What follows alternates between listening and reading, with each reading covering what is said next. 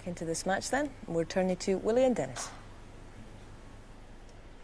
All you've missed is the break-off shot, and it's left Peter the shot to nothing, which he's been missing quite a few of those today. But look where the cue ball was. He wasn't very confident, was he, playing for a colour off that?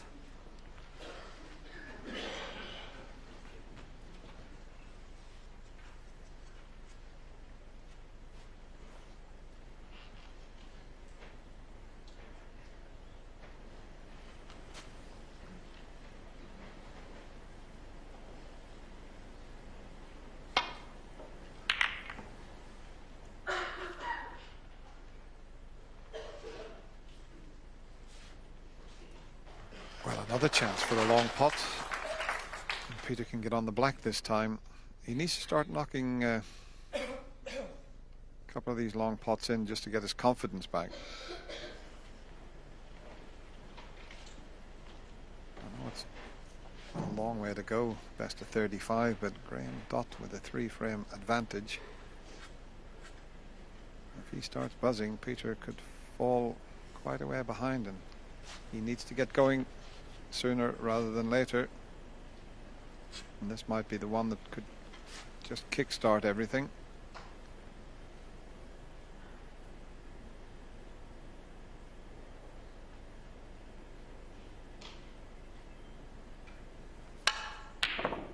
Well, I'm very surprised he's played it that way. Foul. Now he's just lacking a little bit of confidence at the moment, because that was a straight pot. If he stops the white where the red is, he's on the black. He was frightened of missing it because he would have left a red that was next to the black. And trying to screw back into balk, I think that was the wrong choice there, Peter.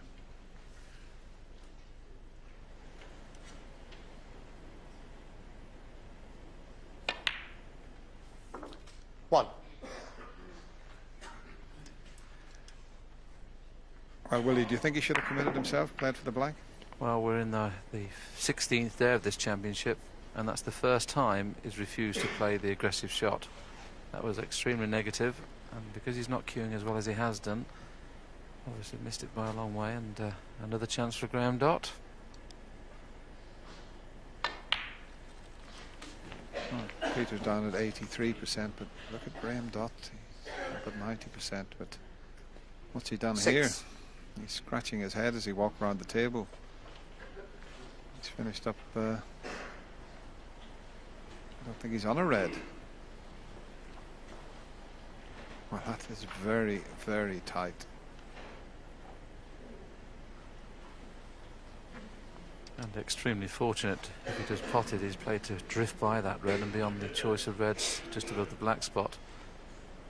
And another example of when the balls are in open play, where you expect Graham to score, sometimes he doesn't.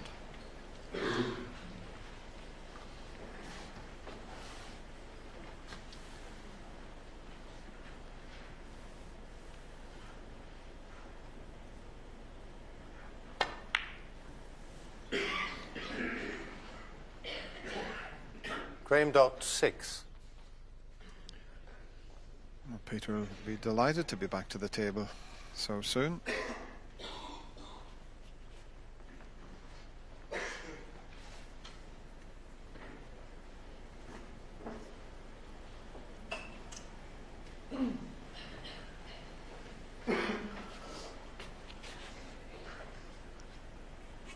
He's just playing to drift past that red, and he'd got the red next to the black, and well, as I say, he scratched his head. He mishit that completely.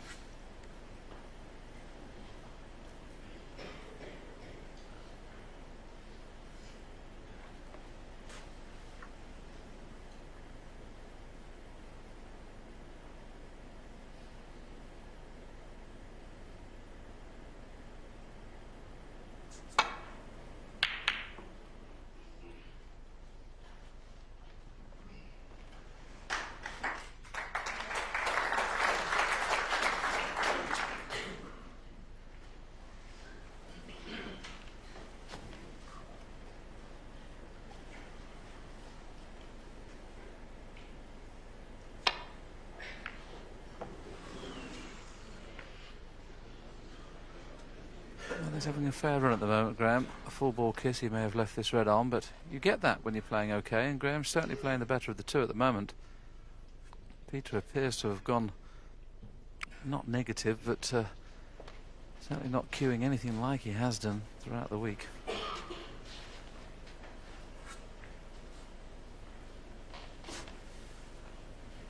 This will be amazing if he plays to try and putt this one and hold for the black when he refused the long straight one a few moments ago.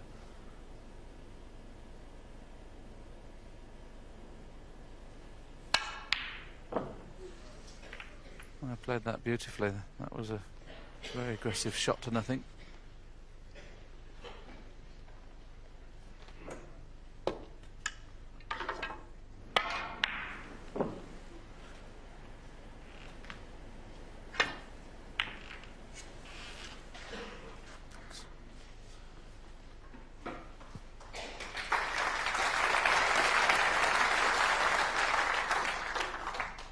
That's a very good safety shot.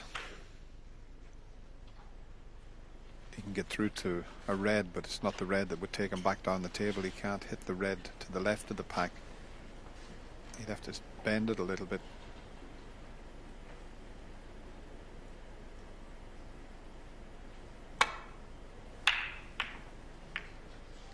That was about the best he could manage there, and he's got a pretty good length.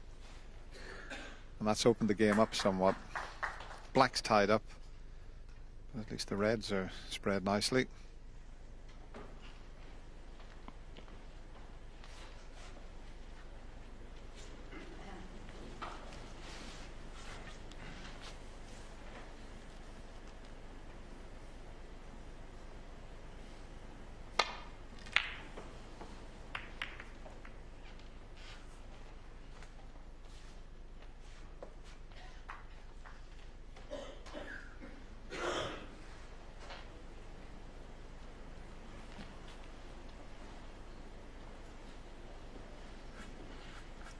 You'd have thought the way that Peter's been playing, he wouldn't have got involved in tactical battles. You can understand Peter getting involved in tactical battles against probably higher scorers, as he has done this week a few times. Played Sean Murphy and made it a little bit more tactical than attacking.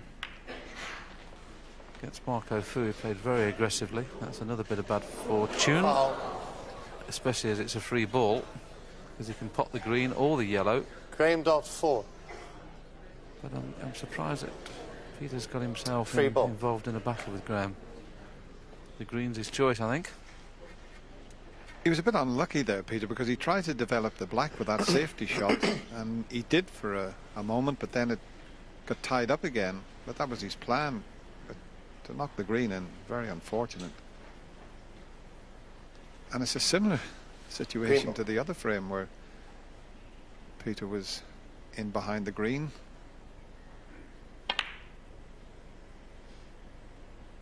And that's there.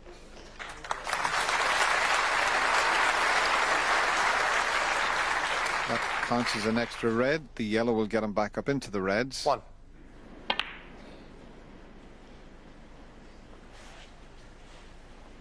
So at the moment, just the run of the ball favouring Graham. Over 4 sessions, usually evens itself out. Doesn't always.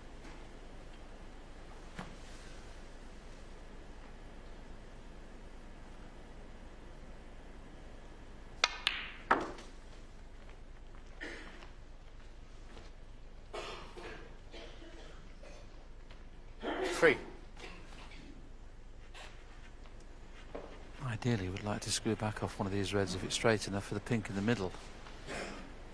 But he may be able to get through to the one next to the brown, which means he can get top side of the blue or play the brown.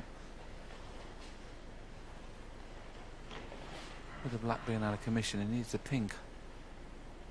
If it hasn't got its own spot on the black spot in open play to make this an opportunity to score heavily. I played a screw for the pink and that hasn't worked. So again, Graham's been in the balls and not quite scored enough to get a lead to put Peter under pressure.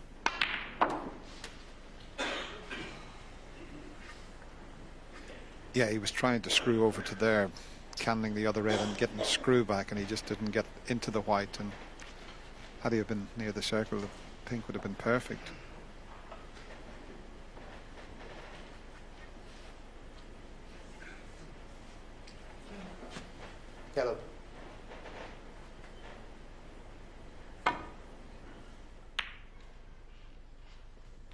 Green dot 4.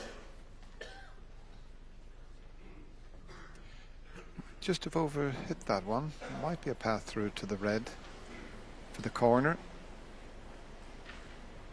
And there might just be a gap back between the reds.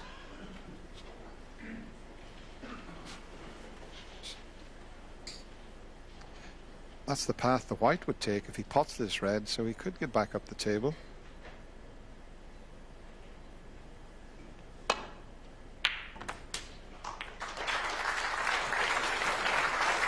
One. Needs a bounce because he doesn't really want to run up to behind the green, because we know what happened a few moments ago. I would suggest he might hit this one a little bit too hard.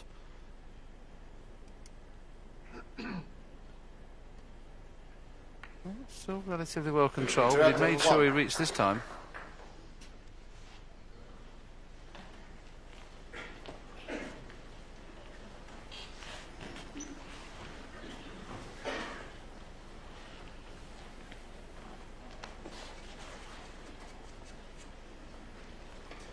Normally he would come off the side cushion, nestle on that, but he could leave a pot, so that's why he's changing his plan and getting on the left side. Well, that's very good thinking from Graham Dott, as long as he doesn't slip past it. Well, that was the reason he went that side of the table, so as he wouldn't leave one into the corner, but it's not easy to pot that along the cushion. Just look at that. If you were just dropping it in, no problem, but you'd have to get to the pink. May not even bother with it. Well, I still think he should, Dan. He's got to try and get back into this game by scoring. And OK, he might only be 3 or 4 inches off the cushion when running through and playing the pink at distance, but I just feel if he gets involved in a tactical battle, that's playing into Graham's hand.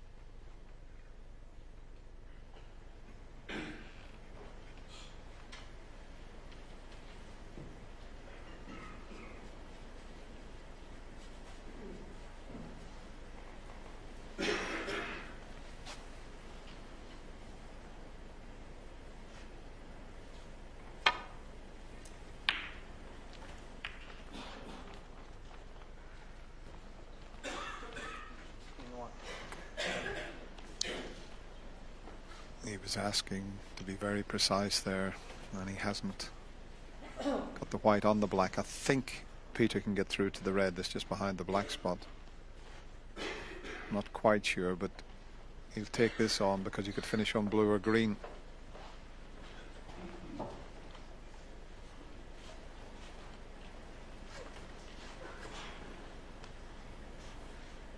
If he plays it dead weight, the white will go towards the middle pocket and he'd finish on green at least.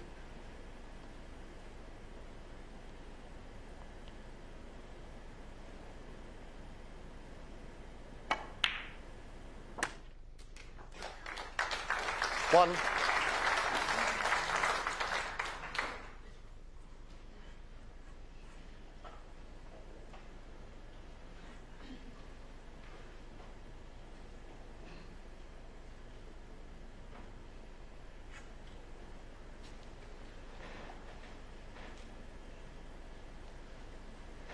Now, these are the kind of chances that Peter Hebden has been scoring heavily off all week. But in today's match, he started very nicely with breaks of 63 in the first frame and 52 early on in the second frame, where it looked like he was sure to go 2-0 in front. Graham Dott did a fantastic clearance of 62, and since then, Peter Hebden has not been in this match at all. He's had plenty of chances, but just not scored.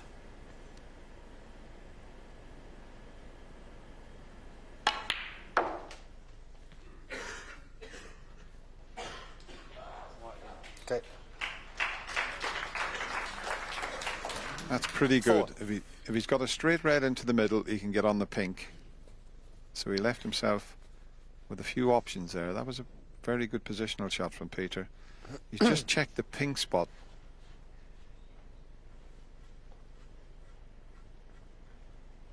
and the red's on it. So this could turn out okay. Red, pink, and then the pink would go on the black spot, and that is much better for Peter Ebdon. And this has turned into a good chance, all because of that one very good positional shot there.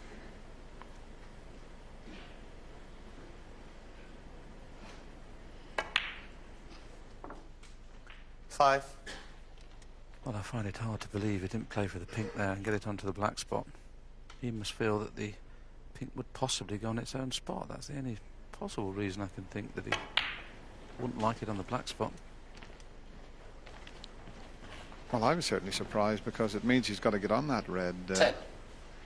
But it definitely had an angle. There's no way the pink was spot there, and the pink on the black spot would have been much better for Peter.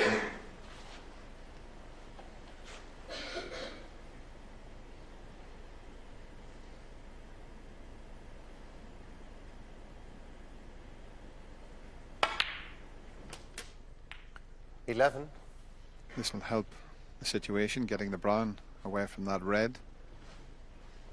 Still a very good chance, but as we know, Peter's shot selection, sometimes he just does it how he feels most comfortable with.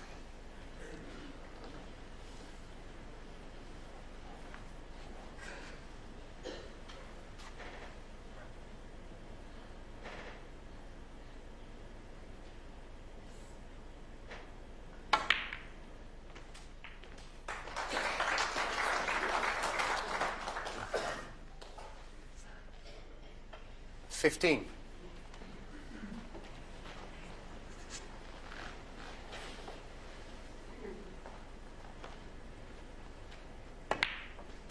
$16.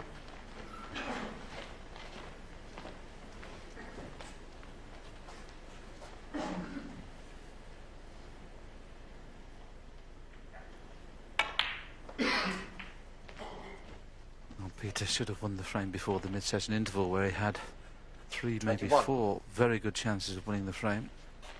This is certainly his best chance of winning the frame at one visit since the opening frame. 22. So 5 reds and 5 pinks is his next hope here, to get him well in front and virtually past the winning line. Yes, I think pink 28. will be Peter's favourite colour, the way he's going here. I don't like his waistcoat there. Okay. Come on, 29. Willie, what colour is Peter's waistcoat? There's one for you. I don't know. We call it a dark pink, a cerise.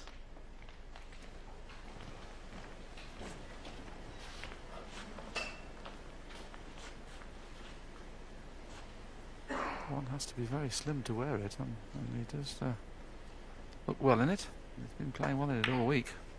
Not today.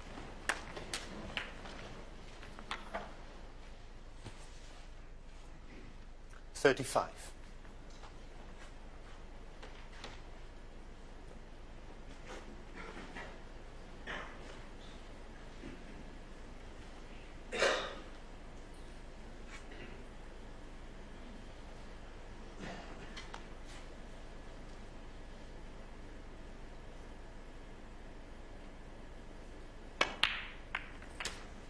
$36.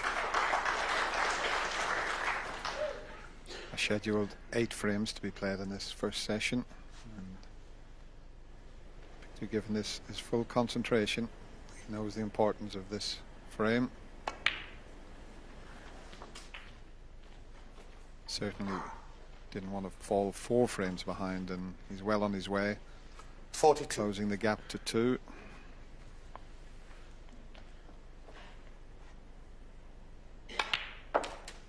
$43.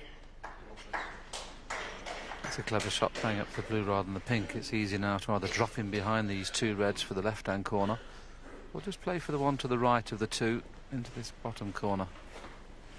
Depends what kind of angle he feels he has and which will avail the better position.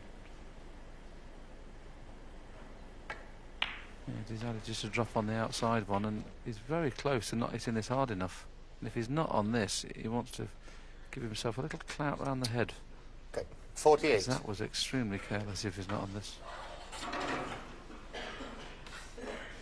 He just needs those 2 reds with 2 pinks, and Graham Dutt will need a snooker, and he's just about okay.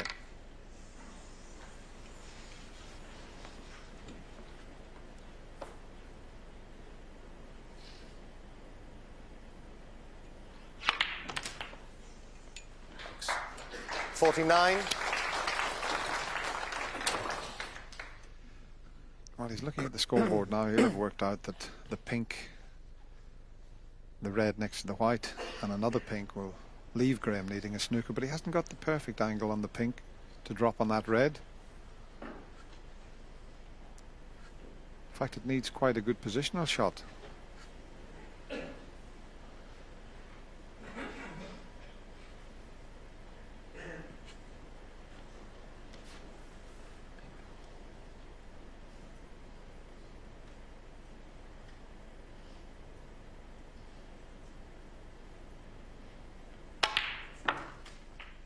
That's a terrific shot. Well played. 55. Crowd certainly appreciated not so much the pot, but what he did with the cue ball there. Didn't play to kiss that red. He's got exactly what he intended.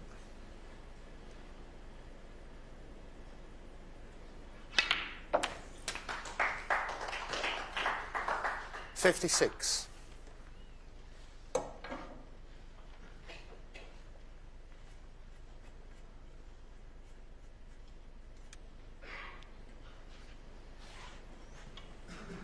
The blue also puts him 44 in front with only 43 on, but the only thing is, if you play the blue, you can't get on the next red to roll along the cushion to make sure that Graham concedes. If he plays the blue and doesn't get on the next red and misses it, Graham will obviously carry on. So he's just making sure of the frame. So regardless, Graham will come back to the table, albeit needing snookers. 61.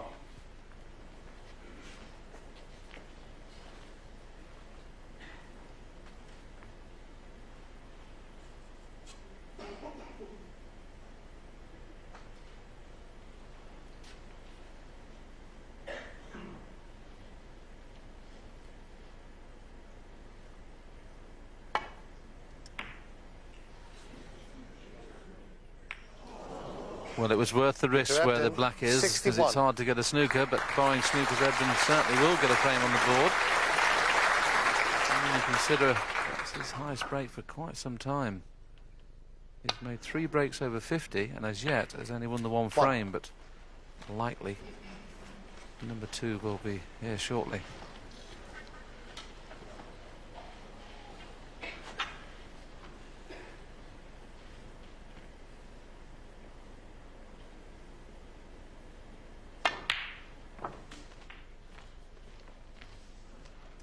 Could make this very awkward. He'll try and get the white possibly to finish almost on top of the black. 7. If he can then hide the red behind a colour, it'll be tough to cue.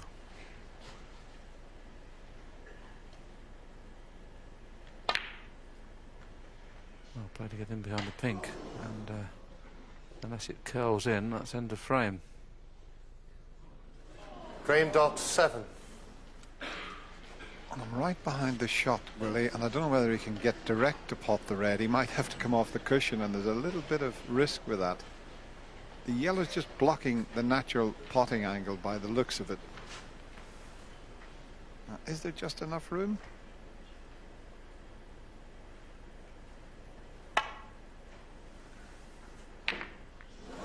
Try to double kiss the red in there.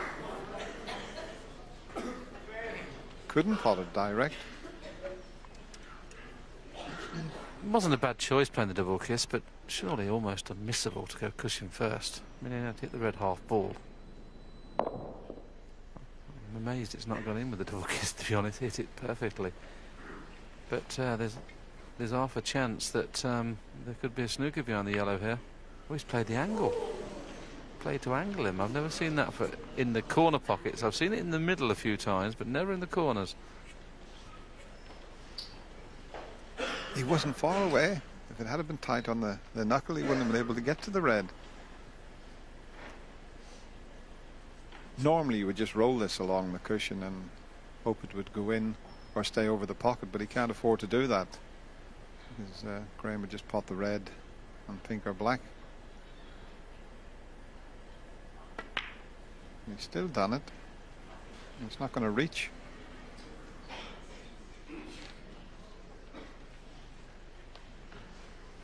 So he wants to get up towards the pink or black here. He's just not thinking at all at the moment, Peter Ebdon. 1. Whatever you do, you can't give a straightforward opportunity to pot red and colour there.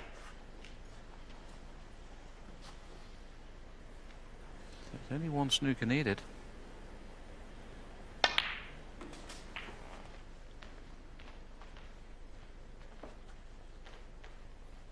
Yeah. 6.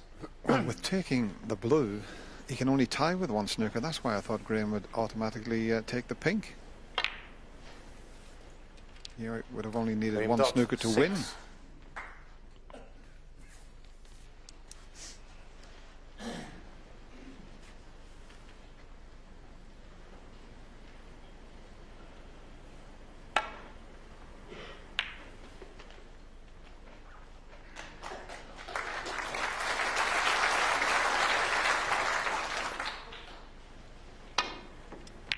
Because play, of course, is restarting again at 7.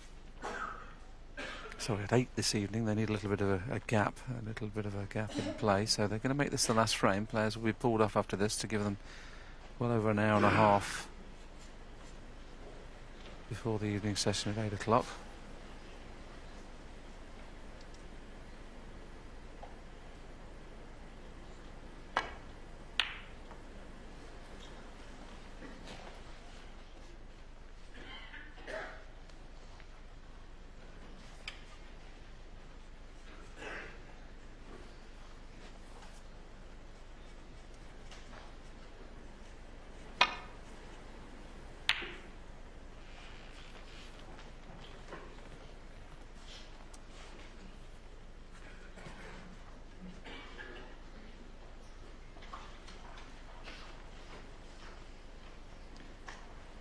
And with this being the last frame of this afternoon session, that will mean the players will have to play 10 frames this evening. Got to have 16 frames played by the end of today's play.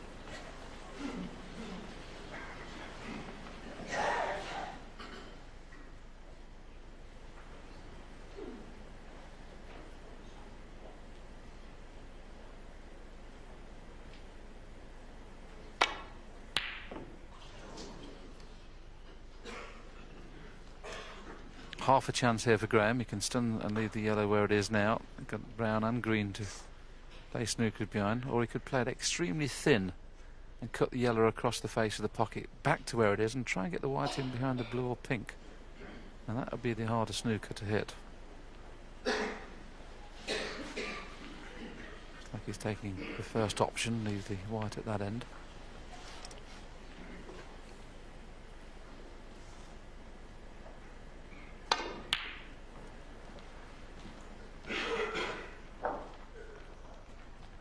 Not as planned, as you can clearly see.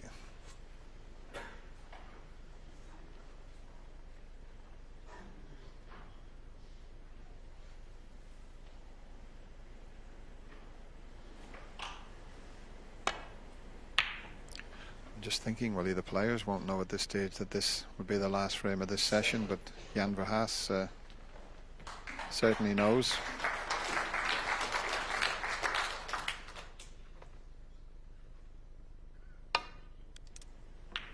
Similar first session to Peter's first session against Marco Fu, where it was a little pedestrian, and we were all considering that it could be one of those matches, and then it was one of the best matches ever played at the Crucible, the semi-final with Marco. I think this will definitely get better because both players are in form. but it is the first session, and both trying to just settle down, and perhaps been a little negative, Abdenaz, in this session. 2.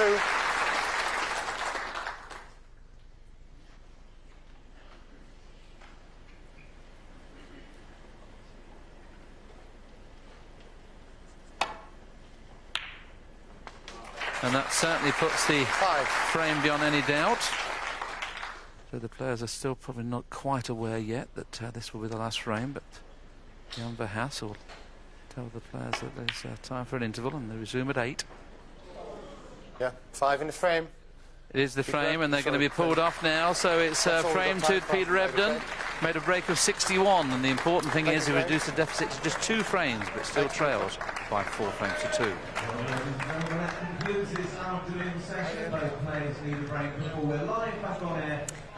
Yes, the crowd just digesting the news that they're only going to play 6 frames of this opening session. That's pretty unprecedented, isn't it, in a World Championship final? I don't think I've heard of that one before. No, it's just been tough snooker. The blue touch paper's not been lit, and it hasn't taken off yet. There was the worry, I suppose, from a few people that perhaps both players could cancel each other out if the balls didn't present themselves in a nice way. At some stage it will blossom, but at the moment it hasn't.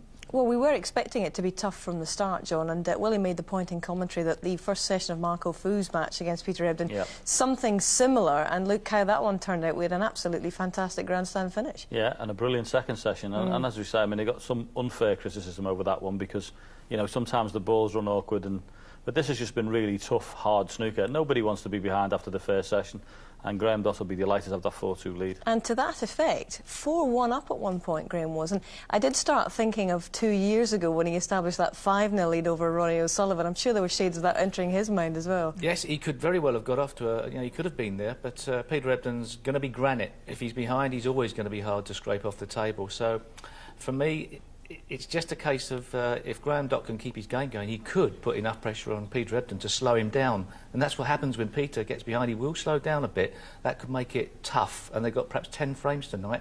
Hopefully, Peter gets going pots and balls, because then it'll become more open. Now, we've seen Graham Dott having to make very sure at the end of frames, John. He's actually played a little safety, even though he knows he might require 1 or 2 snookers, because he knows just how tough this man can be coming back at him. Yeah, and he also missed a blue in one of the games. He was 61 in front, but there was 59 left. And he could have given himself a right load of aggravation for the rest of that frame just because he didn't pot the blue. So it's important that you do that and try and win, especially if you're putting that much effort in for every frame. If you can win it a little bit easier, that's great. OK, well, we've been watching this one thoroughly engrossed, but there's one man at the Crucible who's not paying a huge amount of attention to events out there.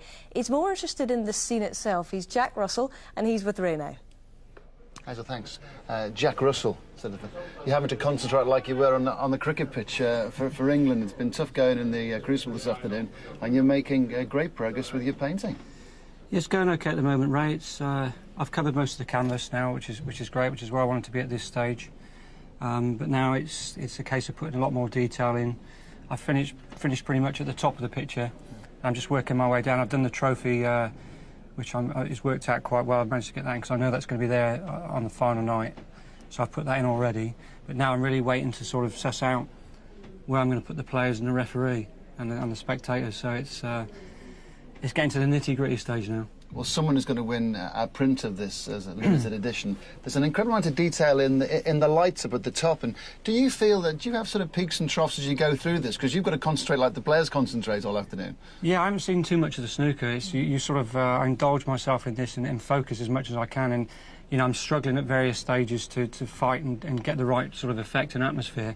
Sometimes it works straight away, and sometimes I have to leave the paint to dry a bit and build it up. So the top of the picture I'm quite happy with. The test for me now is going to be getting the spectators in the crowd around the edge of the boards there, and then getting the players in, and obviously working very quickly towards the end, because, you know, I'm not sure who's going to win yet, and I'd like to put the winner at the table if I possibly can, but it's going to be touch and go. What would you really like to capture? Because the intensity of what goes inside at the Crucible, that light, just the spotlight goes right on the table.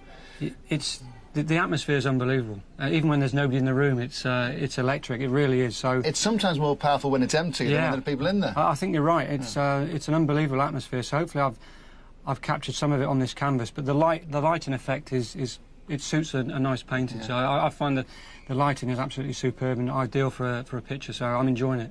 Well, on you go. You've got loads of brushes. I will resist the temptation to just put something across it. Go on then. Keep going, Jack. Just there. Picasso stubs there. Good on you, Ray. Now, before we go, we'll be coming back at 8 o'clock here for the second session of the final. But in Grandstand earlier, we had a gold medalist at the European Gymnastics Championships in Volos in Greece. She is Beth Tweddle, and this is how she claimed the gold on the asymmetric bars.